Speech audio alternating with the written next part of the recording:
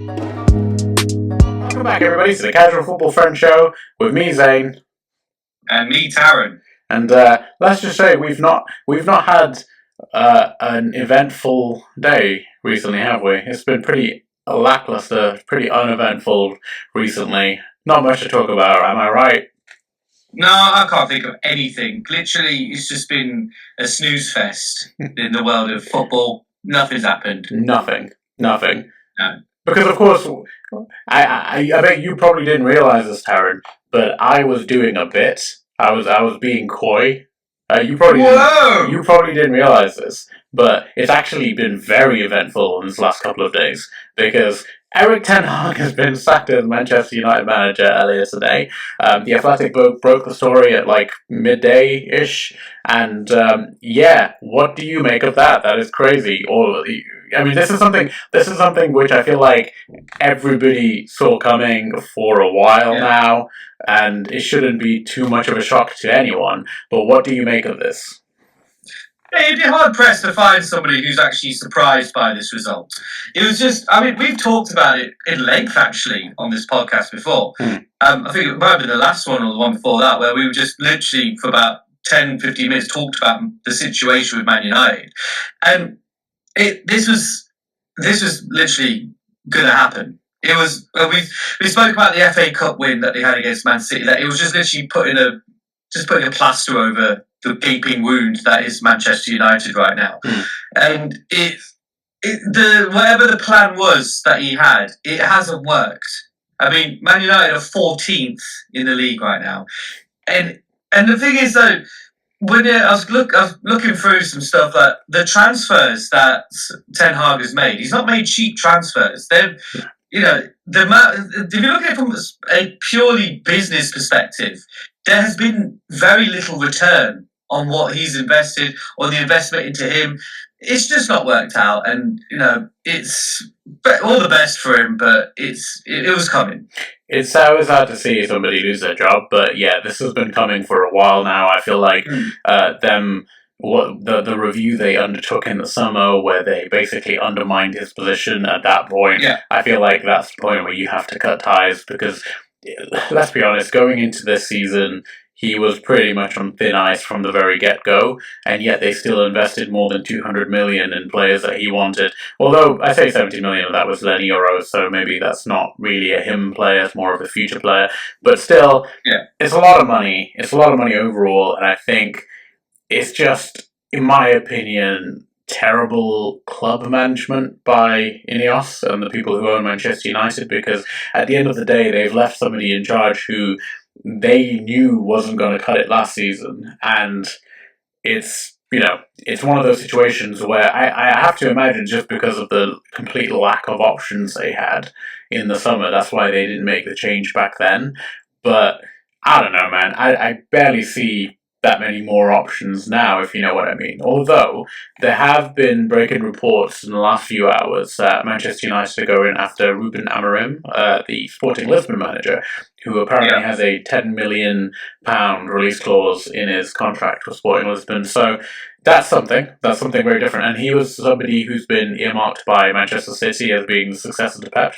So it could very well end up being a shrewd piece of business. But yeah, man, it is typical sort of Manchester United of this last decade, post-Ferguson, where it's like these managers, they come in with a lot of hype, and all of a sudden it's a belief like it's going to be a new era, and then it starts off pretty well a lot of the time, and then peters off, and then becomes disastrous, and then they're gone. So I hope for their sake that they figure out what's right next. I really hope that maybe the next person will actually have some level of consistency.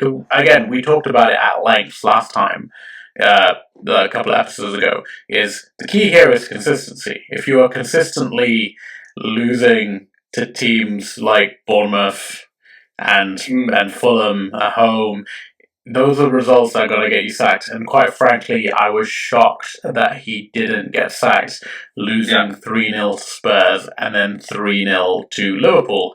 That's usually the kind of run that would get a Manchester United manager booted. But yeah. Yeah.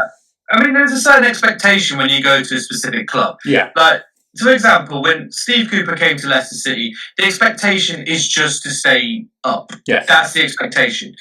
The expectation when you go to a big club like Man United is you need to, number one, compete for trophies.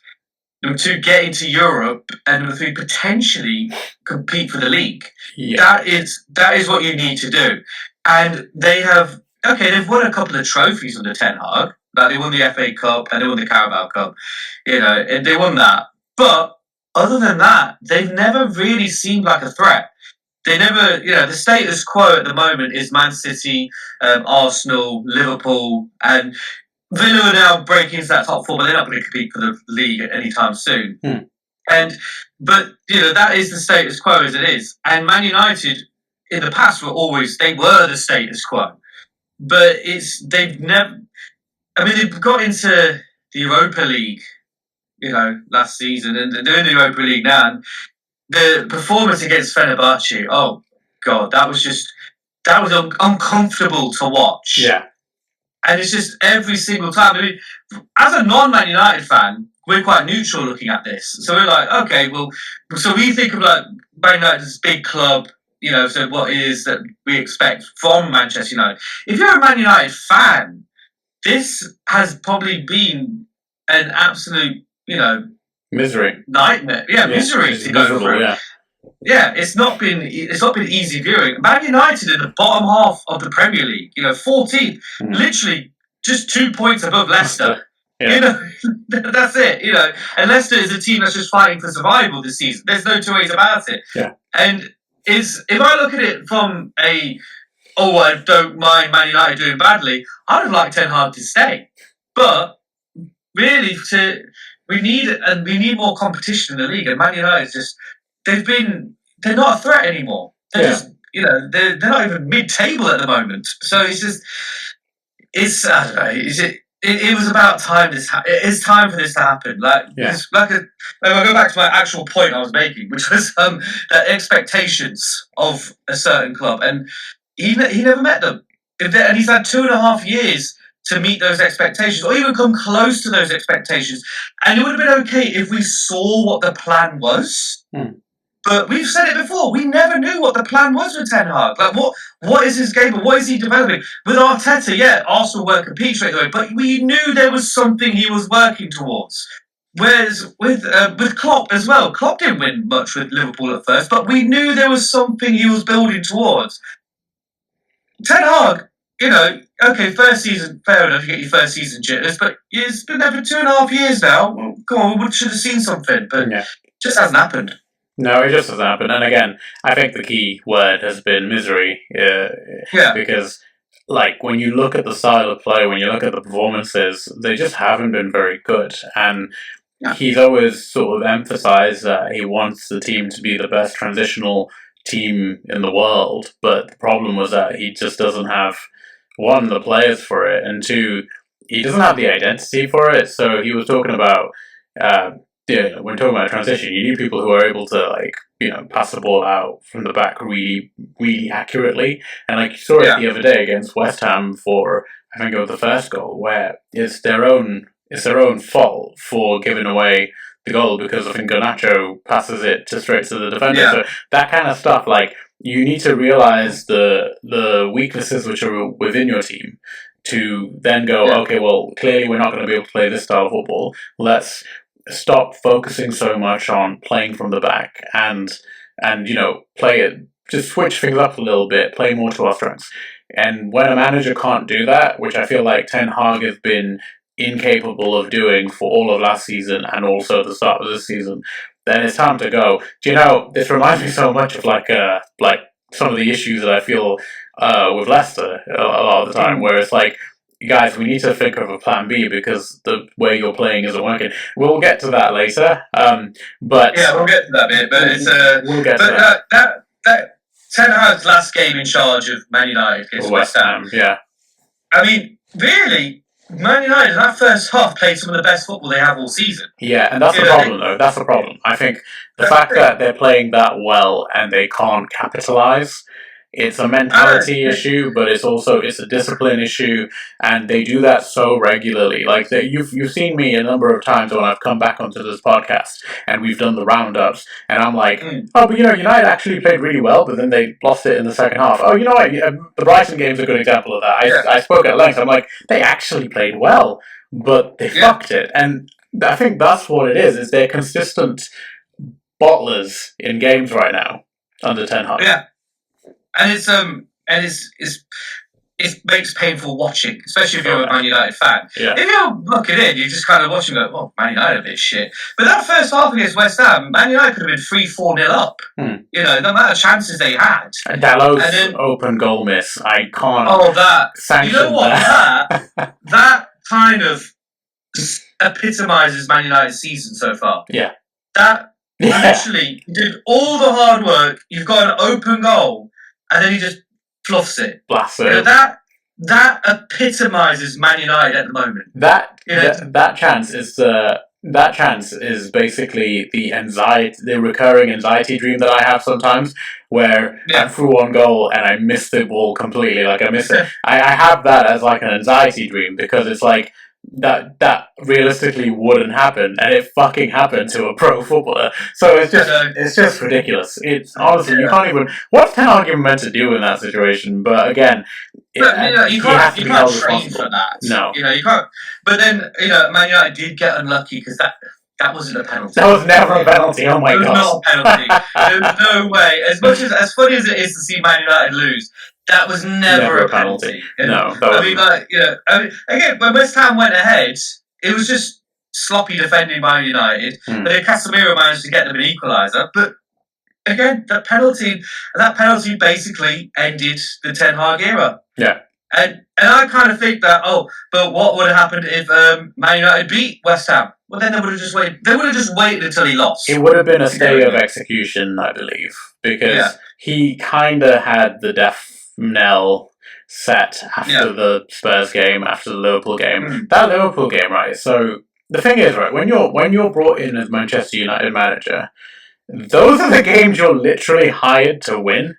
Is the ones against Liverpool and the ones against Spurs, the teams who are supposed to be around you and your biggest rivals, or your biggest enemies, and especially at home. I can't believe they played that badly in those two games at Old Trafford, because it's like when you're a home fan and you're watching your team play disgusting football and they look like they're just second in every department and they don't have any fight to them.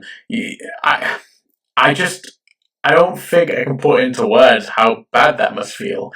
But then we felt it on Friday night. But again, we'll get to that eventually. But we're building up to it. We're building up to it. But yeah, I can't believe it didn't happen sooner, to be honest with you.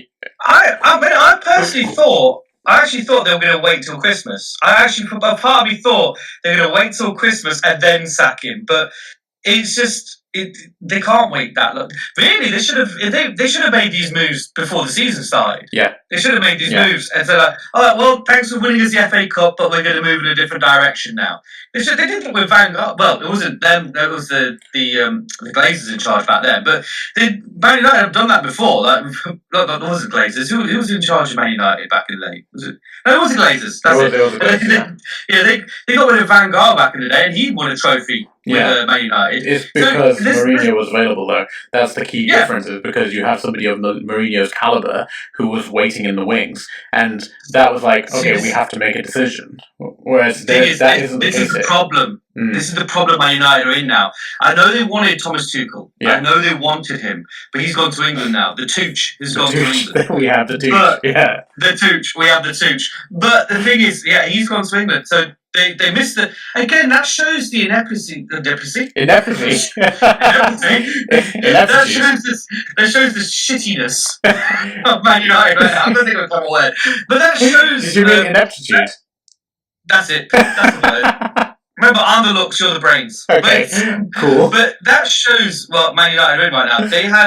There was an opportunity to get Thomas Tuchel. Yeah. But England needed a new manager, and let's face it, a lot of people would rather play for Man United. Manage Man United than manage England. Especially if you're not English, like especially if you're not English. Yeah, especially if you're not English. Exactly. Yeah, But Man United couldn't move on it quick enough, No. and then the FA came and took Thomas Tuchel, and so now their key option is gone. Yeah. Well, so funny. Who else is there? Funny you bring that up, because what I was doing just there, I wasn't texting. I was going on to our favorite odds checking site, oddschecker.com. Of course, the great site itself. Yeah, which we took a look at back when we were discussing the potential England manager. Literally, like the day, they were right though. The day before the Tuch was hired. So. Let's do the same thing, but with Manchester United. So at the very top is the man I mentioned earlier, 1 to 3 odds on Ruben Amorim. That means they're more or less in talks with him. Right. If it's going to be 1 to 3 odds, then that means they're more or less in talks with him. Okay. I don't understand betting odds, so I'm glad you can kind of... I know that if the little number is at the... If the little number is at the end... Yeah, if the little number is at the end, that means it's a good odd. But I don't... 1 to 3... A 1 to 3, you would never put a bet on that. Okay. You'd probably lose money on that, even if you won.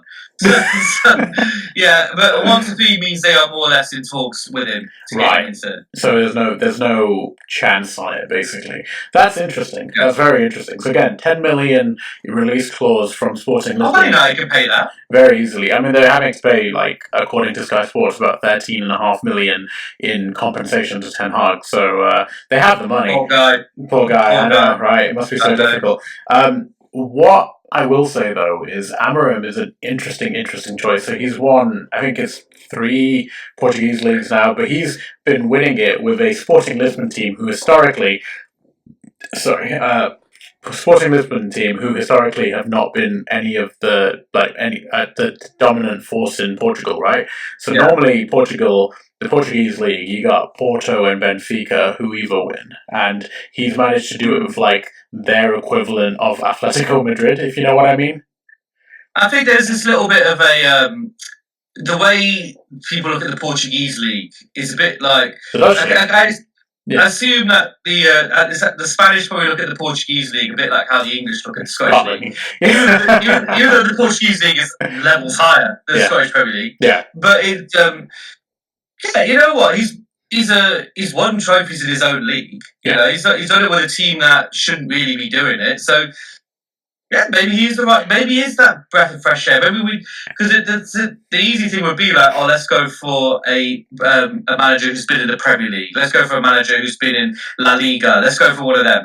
But maybe, well, Ten Hag hadn't. He was in the Dutch league. But it's maybe a Portuguese league person needs to be the guy to do it for Man United. Do you know what? This is going to make you feel really old.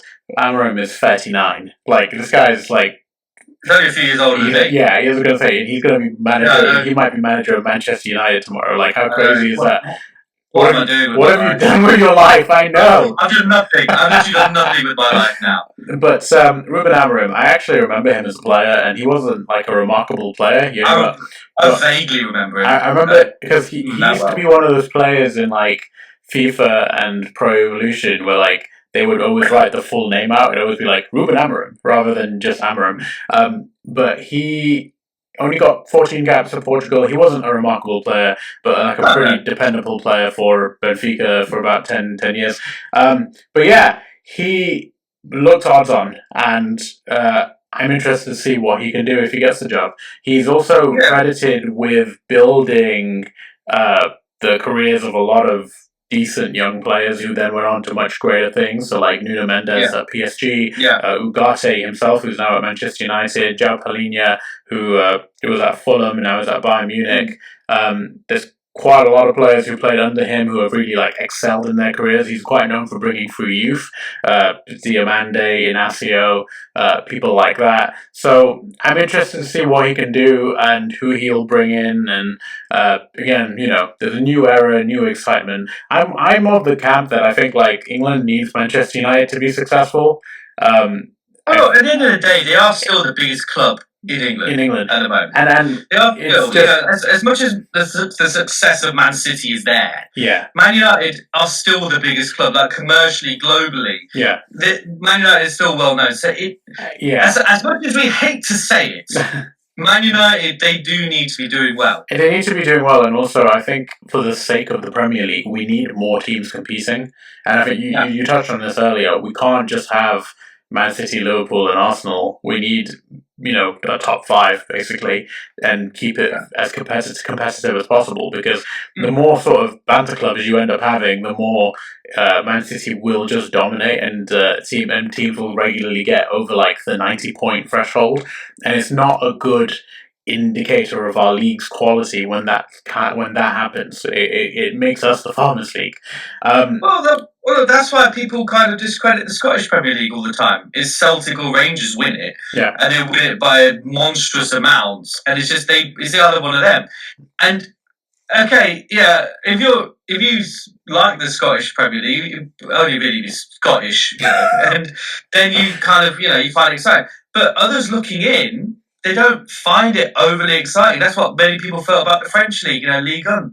Nobody really found it exciting because PSG was dominating for so long. I mean, you can argue that about pretty much most of the European leagues. For at one point or another, have been dominated by one club. England has been quite special in that very rarely have we had like a real era of dominance by one team. The most obviously Man City have won 4 in a row, but before that, no one had ever done 4 in a row. And whereas like in Italy, Juventus won for like 10 years straight. Bayern Munich have won for 10 years straight. PSG have won for fucking 10 years straight. Do you know what I mean? Like rarely see Real Madrid or Barcelona in Spain and Atletico sometimes. But what I'm trying to say is, we've never had that. We've never had like just one team just steamrolls everybody. United, obviously, were the closest thing we've ever had to it in like before the Man City era, where they would win like 2 in a row, 3 in a row, 2 in a row, 2 in a row. But it would never be like no contest. Everybody else just fucking falls to the ground in the wake of this one team, which is what's happening with Man City, and that's why I think we need more competition in the Premier League. It makes it more exciting, It's more exciting, yeah. That's why everyone still goes on about the season that Leicester won it, because it made it exciting. It's like, another team just came out of nowhere and won the league. It's bad. And then the season after that, Chelsea won it. It wasn't going back to the normal kind of thing. It's just we want to see that, and let's face it, like we don't like having one team dominate. No, all the time. It's bad for the neutral. It's really bad for the neutral because like. We're good examples of this, right? We're Leicester fans, so the title race will always more or less be a neutral situation for us. Yeah. So as a result, seeing Man City win it year after year has been boring as fuck for me, right? I want to see a bit more excitement, and obviously there have been close runs, but again, I just feel like one of these other teams just needs to get over the goddamn fucking line. And Arsenal nearly did it, and Liverpool nearly did it, but I can't deal with another Man City win purely from like England's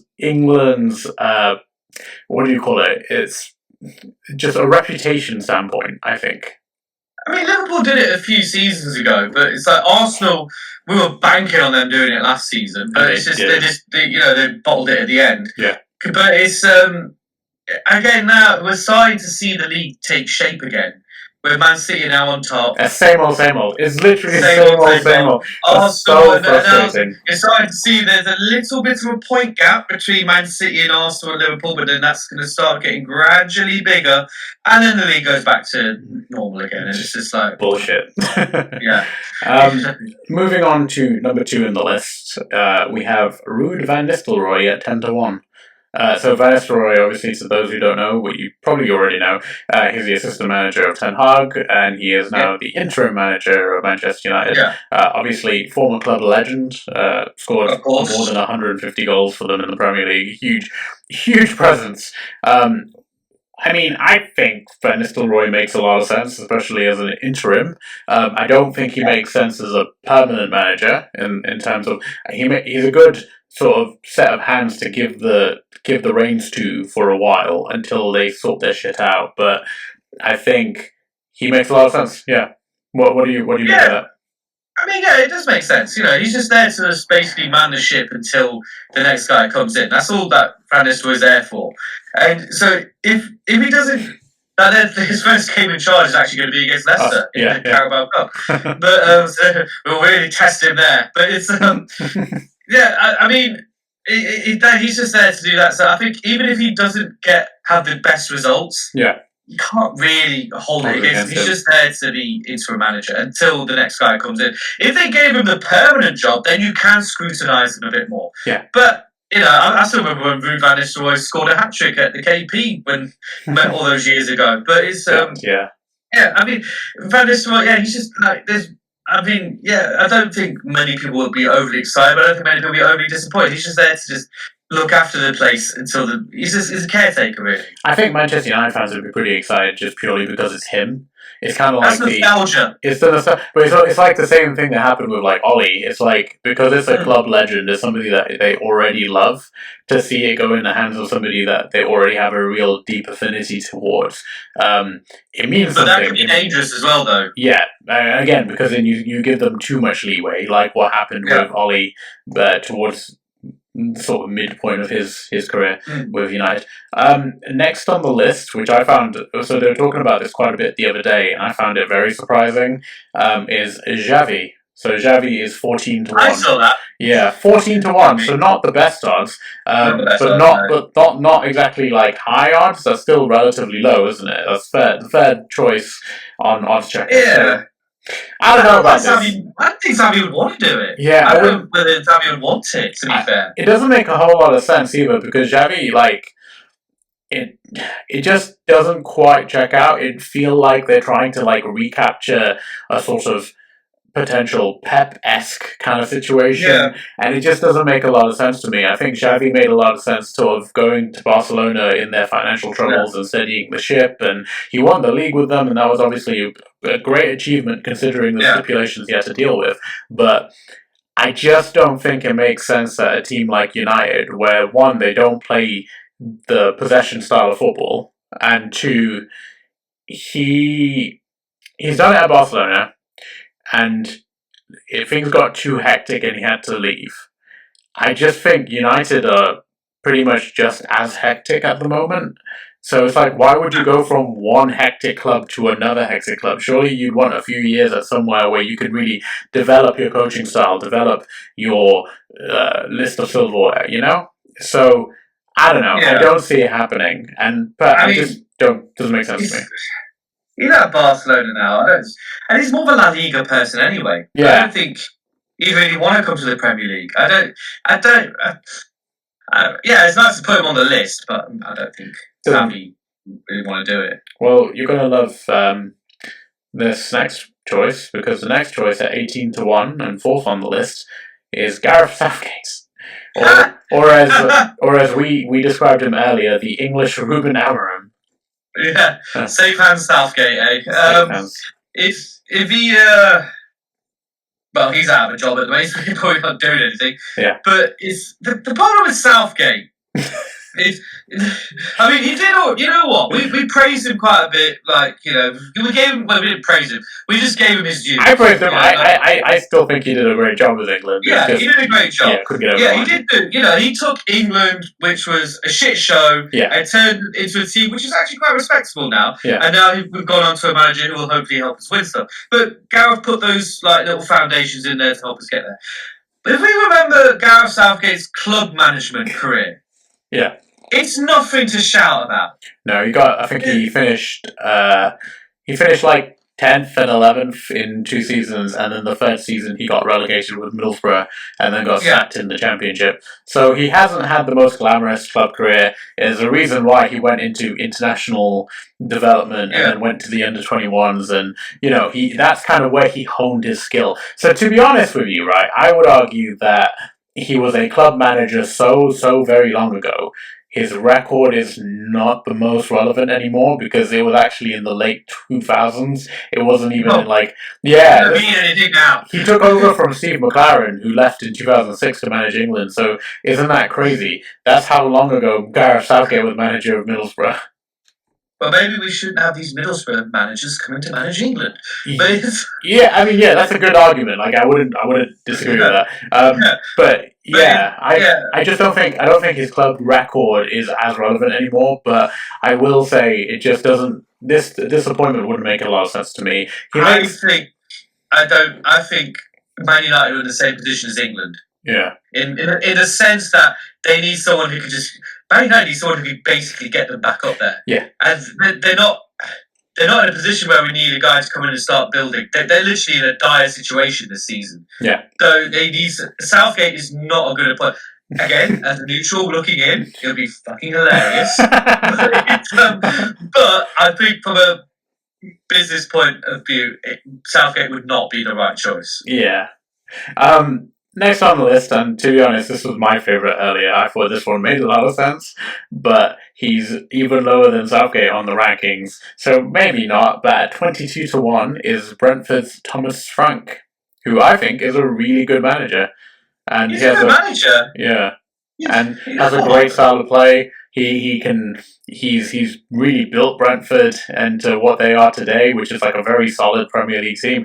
I honestly think he's ready for like the next level job. And if it's not United, maybe it'll be like, eventually the next Spurs manager or something like that. I think he makes a lot of sense to me as like lined up for one of those next jobs. I don't think Thomas Frank's a bad shout. I think it's a very good shout. Well at Man United. Yeah, I think it's a good shout. Yeah. Like you were just saying about with Brentford, he's actually turned Brentford into a respectable Premier League side. Yep. And that's Brentford. That's perfect. So imagine what he could do with the players that Man United have. Yeah. So that'd be an interesting one. But then some people said that about Ten Hag. But I think Thomas Frank would be an interesting one actually. They won't give it to him. Yeah. But if he did the same. Frank's interesting though because he's a system manager in the sense that he knows what it's like to operate under a club model where there is somebody who does the signings for you. There's somebody who where he's a coach first and foremost, and everything else is left to each department has its own specialist. And I think that's what United are transitioning into. Whereas he's been under that model at Brentford for a very long time now, so it'd make a lot of sense. Next on the list at 28-1 is our very own Graham Potter, who is it says a lot when you're linked to the Leicester job and then immediately linked to the fucking Man United job. There's a very little consistency to these odd checkers. Yeah. Well, yeah. Well, really out on the journey, hasn't he? He was linked to Leicester, didn't go to Leicester. Linked to England, didn't go to England. Didn't get England. No, Man United. Now he's linked to Man United, and he probably won't get Man United. Nope. So I mean, yeah. I don't think. I think we're always harsh on English managers, and then we moan why we can't have one manage England. But it's I don't think doesn't see it happening. It doesn't suit. No, it just doesn't work. Let's just rattle through all the rest of these because we're basically going to say the exact same above commentary for what we've just said for these guys. Nagelsmann again just went to Germany. He's not going to leave anytime soon. Eddie Howe, I can see that happening purely because of the Newcastle issues and his connection to Dan Ashworth, but at the same time, probably not. Kieran McKenna, Stefano Pioli, with the ex-AC Milan manager, Garcia Pimenta, Xabi Alonso, Unai Emery, Diego Simeone, Russell Martin. It goes on and on and on and on. Let's look out for some weird ones. At 100-1 is Gary Neville. And underneath him is 100-1 is Tom Cleverley.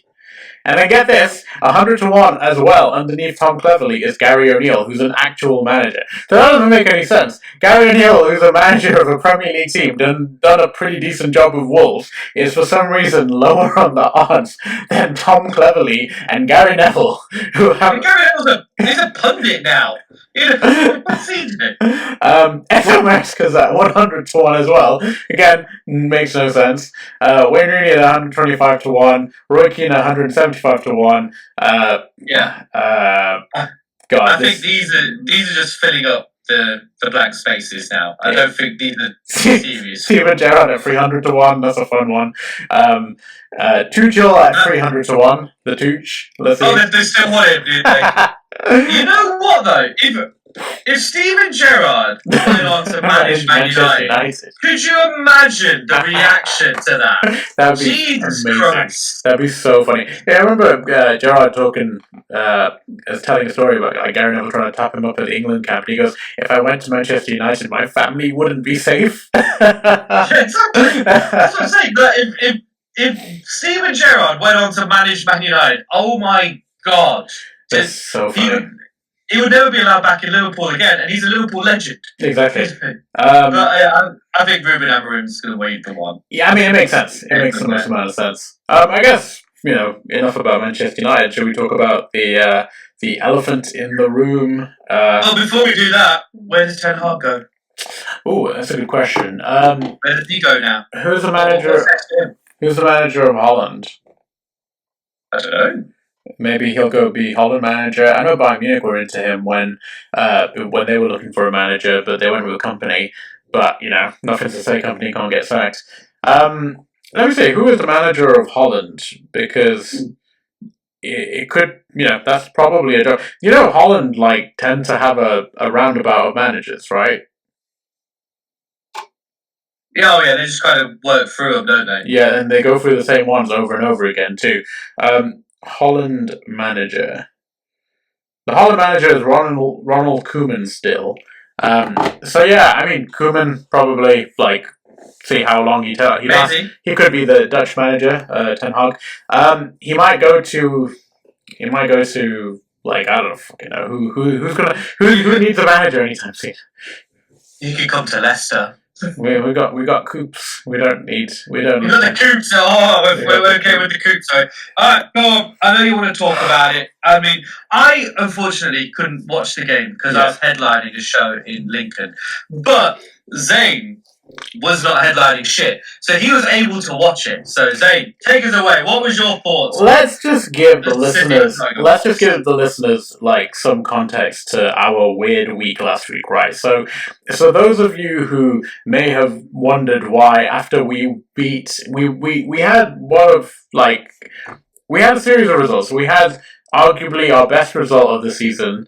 The 2-0 down against Southampton, and we won 3-2, and then the worst result of the season, which is losing 3-1 to Nottingham Forest. We didn't do reactions to either of those, and in the episode we released last week, we didn't even touch on the Southampton game, and people might be wondering why we didn't do that, considering we know we're big Leicester fans. The truth is that I was on holiday last week in Egypt, so I knew I was going to record an episode ahead of time, and I'm like, it's pretty safe that the Southampton game probably won't be the most eventful anyway, so we can just do a special episode where we're talking about Man City and who, if they get relegated or whatever, and we can come back smoothly, nobody will notice, and then we can just talk about the Forest game, and that can be the main thing. And then the Southampton game turns out to be such a ridiculously good game. Let's talk.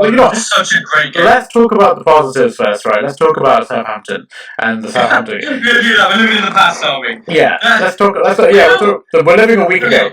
Okay, well, the Southampton game basically showed that fighting spirit that we were desperate for.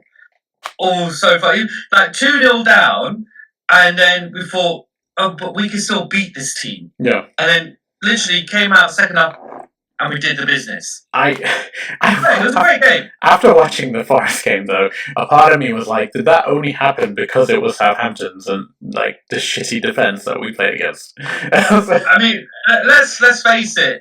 In this current climate, Forest are a better team than us. I hate to say it, but in this current climate, a couple of seasons ago, we'd have battered Forest. Yeah. But in this current climate, they are better than us. What I don't understand, is we're going into the Forest game, and I wanted to talk about that. Let's pull off the band-aid. Like I said, I was headlining a show in Lincoln, so I couldn't watch it. I got the updates, and I got the result right before I went on stage, which was great. Yeah, I can imagine that hampered your enthusiasm a little bit.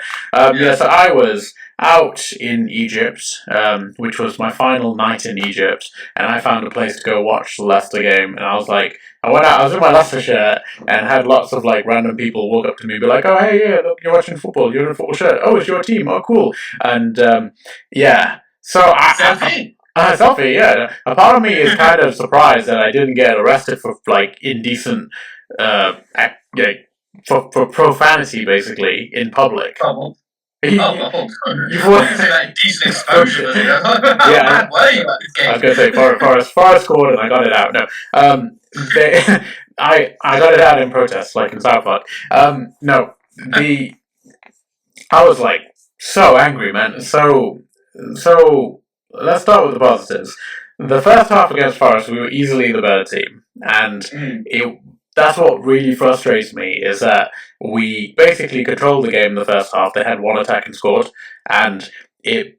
They went in with their usual game plan. Everybody knows Forest are a counter-attacking team, yeah, which means they sit back, they defend really, really well, and they have two exceptionally quick and skillful wingers in Hudson Odoi and Anthony Elanga. And they know they can basically defend, and then boot it up to those two who can then go dribble, and get it to Wood or score themselves.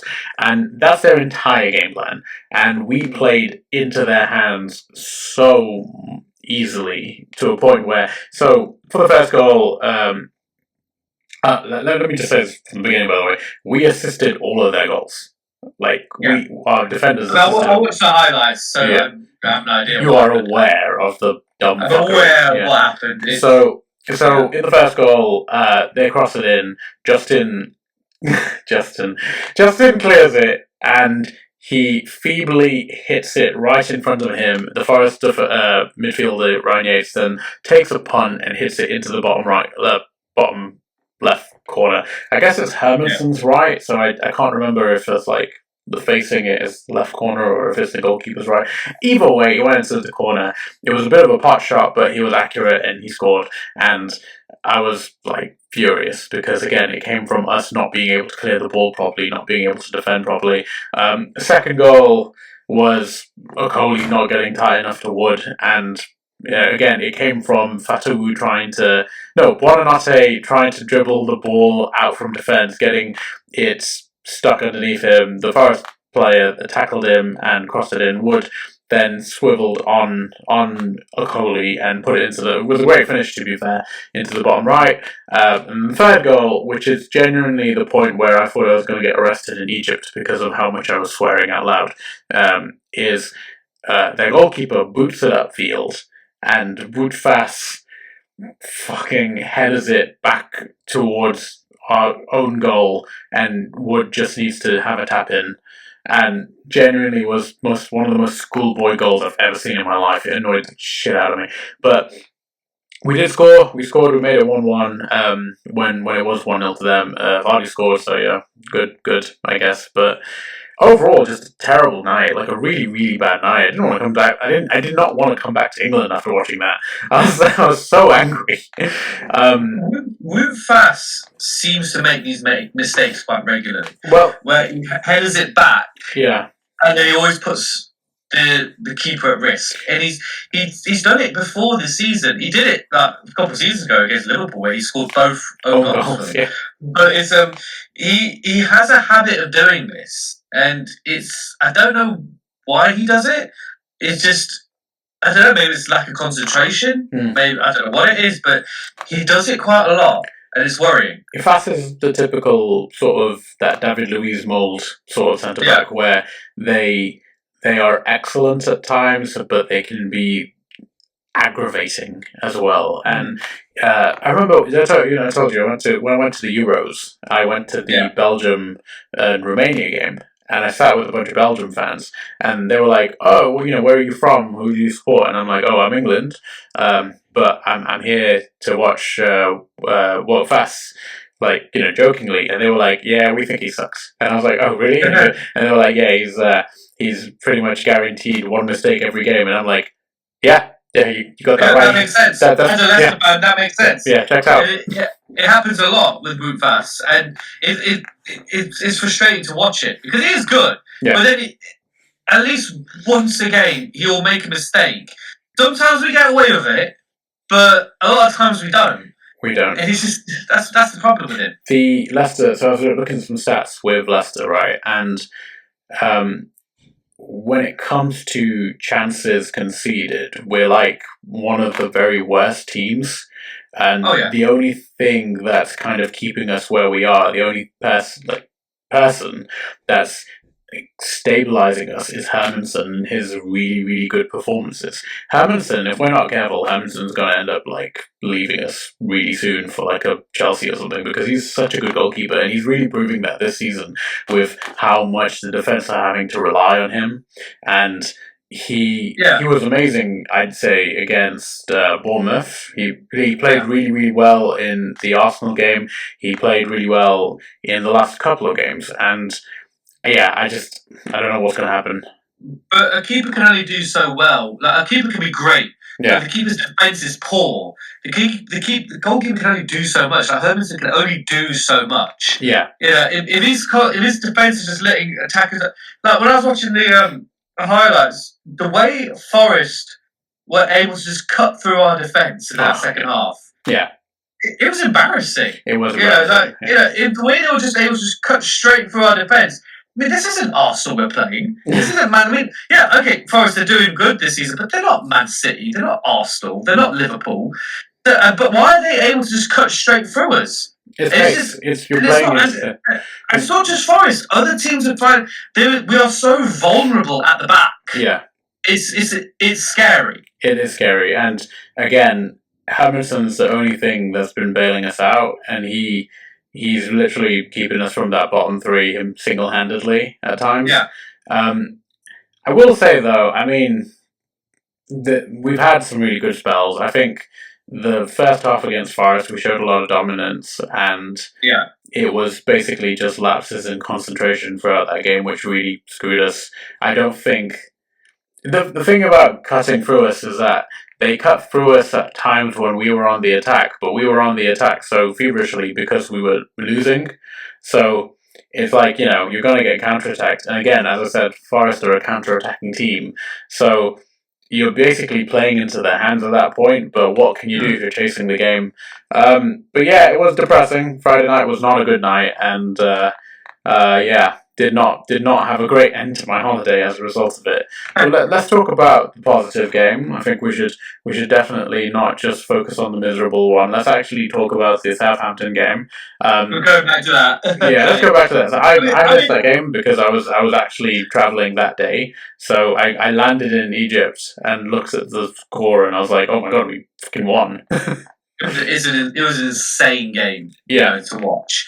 But yeah, we played great. Jordan Ayew, he came to play that day, and like I said earlier, it showed that little bit of fight that we've been looking for. And not the Forest game.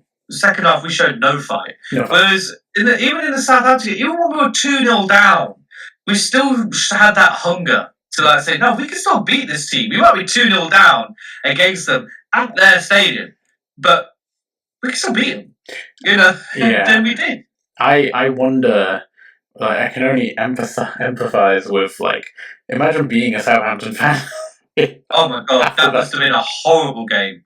Yeah, because that would have been their first win. Vardy mugging them off as well. Yeah, that would have been their first. That would have been their first win, and to basically capitulate the way they did, you got to question where are their points going to come from? And people, I was reading something really interesting earlier about Russell Martin, where people were saying it's interesting how when managers who stick to their principles, when they want to play good expansive football, and it doesn't work out, people keep berating them for not changing and becoming more pragmatic. But when managers who play the long ball, and the really sort of Route One, Allardyce, Deitch, and that kind of football. When managers play that way and the football isn't working, they're not getting results. We don't question them as much about the style of football. And I was like, that's actually a really interesting point.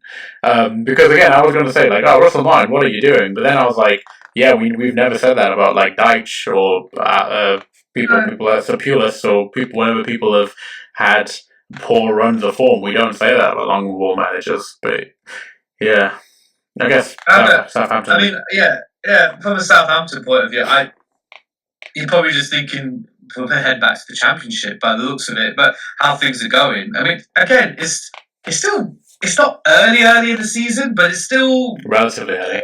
Relatively early, Yeah. Where you can turn it around. I mean, Leicester, even after the Forest result, we're still 5 points clear of the relegation zone. Yeah. So that's one positive, I guess. Yeah. Would have been more if we beat Forest, but it's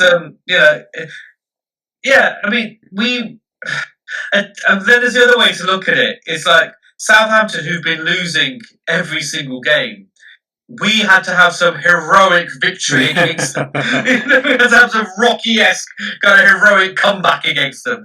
But you know what? A win's a win. You know how you get it. And then looking forward to our next game, we've got Ipswich away. We should beat them. But again, Ipswich, they're a handful. I'm not confident. Yeah, I'm not confident. The way, you know what? I feel like the Forest game, the loss of that nature can really derail a team, and especially when you're having 2 wins on the bounce. Yeah. And you're like, all right, we're off now. The season started. And then you just lose in such a horrible way at home to one of your local rivals. Yeah, it's the worst. It can demoralise you, but now it's the time where you have to kind of pick it up. Yeah. And go like, okay, we don't want to be Banter FC. We need to get a result against Ipswich. Have Ipswich won yet? I don't think they have. No, they're not won a game yet. Yeah, so I don't want to be that. I'm not gonna lie. I really don't want to be somebody's first in that sense. I really don't want to be. Don't remember our first. But this is the problem. I don't want people to remember us like that. I don't want to be. I don't want to be the team that finally loses to Ipswich, but I am worried about being that team. And then things don't get much easier because then we go to United, which is obviously, whoever is managing them, they would still be heavy favourites. So it's hard to see where the next point is going to come from. Ipswich, we should hopefully at least get a draw. But that Forest game knocks confidence from me so much. I see. If Ipswich beat us, it will come from a mistake that we've made. Yeah, 100%. It'll be it'll come off fast or something. It'll be some stupid little mistake that'll happen. Yeah. And then they'll just because I can see us actually having most of the ball in that game. I can see us having most of the game in their half. I can see Benanate having loads of shots. I can see Jordan Ayew having loads of shots. Vardy will have a few goes. Winks will do something in midfield. I can see that happening. Yeah. But then one stupid little mistake in the back, and then we'll lose. That's the only way I can see it happening. I can see it happening because that's the most likely thing to happen. That's what's happened. It's what's happened regularly throughout the season. So I wonder what he's going to do in January. And Cooper's been talking about getting another defender in. And the more I watch us, the more I'm like, yeah, we need another defender in. Our defense needs tightening up so badly. And it's interesting because for the Forest game, he decided to drop Christensen and put Ricardo Pereira back in at right back and Justin at left back, and I feel like it just creates too much of a wobble at the back. They aren't used to playing in those positions. Justin, one of the reasons he conceded that goal, the first goal, his terrible clearance, is because he's out of position compared to how he's normally playing. And unless Cooper still has a soft spot for Forest. That's what a lot of people. That's what the Forest fans were singing, wasn't it? They were singing straight back down, that's the city, playing football the Cooper way, which is really funny. But other games from the weekend. Did you see El Clasico? The highlights of El Clasico? I did watch El Clasico live, but I saw the highlights of it. You know what? If you're a Real Madrid fan right now, you'll be so angry. Hanging your head in shame. Yeah, you'll be so angry. Seeing that result made me feel like, okay, maybe us losing to Forest isn't the end of the world. No, if you're Real Madrid losing at the Bernabeu against Barcelona 4-0, that's fucked. Yeah, that's not just losing. That's a spanking. Yeah, that's really bad. That's literally someone coming into your house and spanking you. That's literally what that is. I watched the highlights of that and I was thinking to myself, Mbappe has really dedicated himself to his Filippo Inzaghi tribute act, because the amount that guy was offside that day, I was like, holy shit, I've not seen this more than Inzaghi since he's retired. I don't know if it's a symptom of him playing as the number 9, and not coming off the left, but he just he looked a little bit clueless in his positioning, and it was literally just one after another. And you know what? I gotta say it for the old dudes out there. Lewandowski, he's still got it. He still got it. Still got it. Still 2 got goals, it. headers. You know, You know what's really funny? You don't one of associate. the few footballers. No? I say one of the few footballers out there who's still older than me. So it's good old Lewandowski. Yeah, you don't associate Barcelona with like scoring headers, do you? And yet Lewandowski's obviously his second goals header. In terms of Premier League, there was still a few pretty interesting results. Obviously, Brentford Ipswich was 4-3 in the end. That was pretty nuts. Arsenal Liverpool was a pretty big one. That ended up being 2-2 after Salah scored an equaliser towards the end. After Arsenal thought we'll just play out for this 2-1 win and let's just take our foot off the gas. Let's turn the engine off while we're at it. Gabriel got injured. Coast only. Because Gabriel got injured and I think they kind of lost a lot of confidence that they could keep the lead, so obviously they played more conservatively. Watching that game though, I'm like, man, how good is Saka though, right? Like, he's such a good player. He's so ridiculously good. I've not seen somebody like English be that jinky before. He's so good. What else was there? And Chelsea beat Newcastle 2-1. Cole Palmer scored again. Same old. Cole Palmer, class act. Actually brilliant. Class act, exactly. I guess that's kind of it for this episode, isn't it? Because Ten Hag. Let's face it. Today's episode was going to be Ten Hag. Ten Hag and it has to. And it has to be because we have to talk about it. Undoubtedly, that's the bit which we clip out and make its own segment on our YouTube channel, because that's the bit which, because it has Ten Hag and Man United in the title, it gets way more SEO anyway. So you got to play the game. Don't hate the player. That's it. You got to play. Yeah. That's it. We're just doing what we can until we get to the top. Exactly, and even then, we're probably still going to play the SEO game, because guess what? Oh yeah. The online content creation this whole thing is just like dog eat dog, isn't it? It's a dog world out there. We're just here to play. What we're hoping is like our logo is like greenish and it's got a green background, and we're hoping that like people accidentally click on us when they're trying to watch the Garrett Lineker podcast, because that's also got like a green logo. We're very clickbaity. We're very clickbaity. As we are the clickmates. Like, that's what the twist was. Can you imagine if you wanted to watch Gary Neville and you clicked and you saw us and you couldn't click off? You'd be so angry. Come on, these guys! I don't care about this stuff!